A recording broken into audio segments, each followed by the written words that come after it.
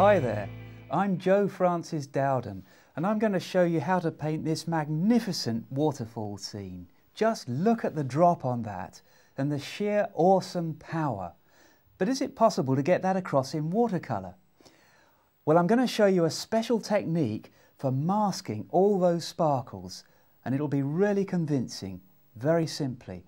But first, we're going to have a look at the drawing, which I've just sketched in very, very lightly, a few key marks. That's all that's required. There's a very light horizon line just keyed in here, quite horizontal.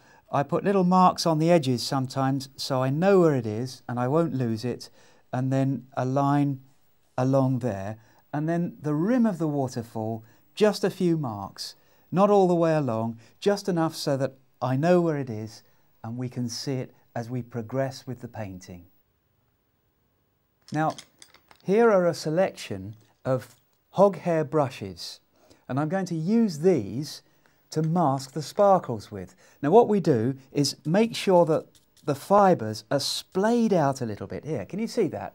Just push them out a little bit and then very, very gently dab in the masking fluid. Now I've got a spare piece of paper here to start testing the marks out, just to make sure they're right. Now what you do is just gently dab the bristles onto the paper until we get nice spiky shapes. There we are. Now those are happening. We don't want the blobs, but these spiky shapes we're beginning to get. Now we use a larger brush for the foreground, splay the fibres out like that, gently dab it in the masking fluid, test it out on the piece of paper, and we're ready to roll. Watch this. Constantly need the spare piece of paper to hand just to make sure these marks are right. And we start by gently dabbing these masked sparkles in lines, rather like a lawnmower, along the top of the waterfall. And as I move along, I rotate the brush to constantly give different shapes.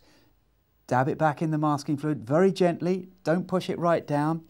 Test it out on the scrap paper first, on the spare paper, and then back to the waterfall. Now this is important. Don't go over the edge. Just go in straight lines up to the edge and a little bit back from it. You'll see what I mean. Now these sparkles are actually glints from the sun, and as soon as the water changes direction to plunge over the edge, the glints just disappear. So they travel in a very rapid straight track. So what we're going to do is mask all of this broken water that's glinting in the sun, which incidentally is dead ahead and a little bit up and out of the image. So there we go, that's all we do. Now I'm going to use a smaller one as we work further back, so the same procedure again, splay the fibres out, dip it very gently in the masking fluid, and we get these perfect spiky masked sparkles. In fact, I can use some of the masking fluid I've got on the scrap piece of paper, and I'm taking it off there. As rough as anything, this is a very rough texture, and this gets it perfectly. Wild water sparkling in the sun.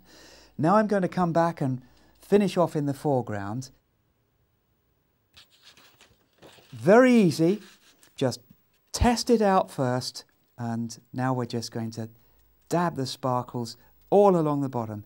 Notice I'm doing it a little bit harder in the foreground because the sparkles are that much bigger, so we get perspective. Moving further away, back to the smaller brush.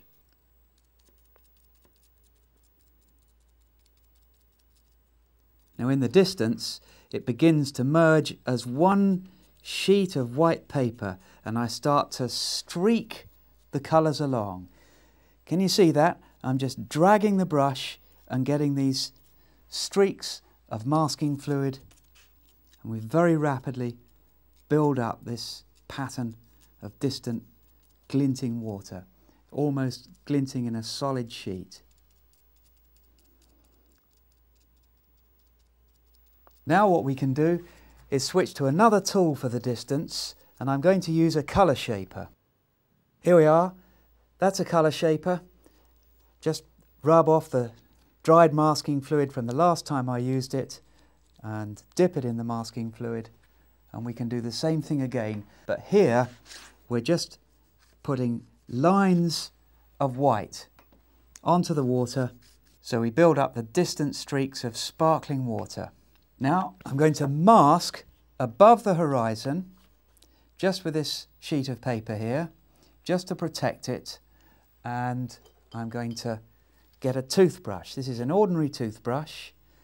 We dip this into the masking fluid and we're going to get some even smaller sparkles simply by testing it out on the sheet of paper like that. Yep, that's about right. And now I'm going to just fire that in there by rubbing my thumb across the bristles. Can you see that? Like that. That sort of action, just a little bit faster. So there we go. A mass of distant sparkles all ready to come along and paint. Now I've just got to leave it to dry.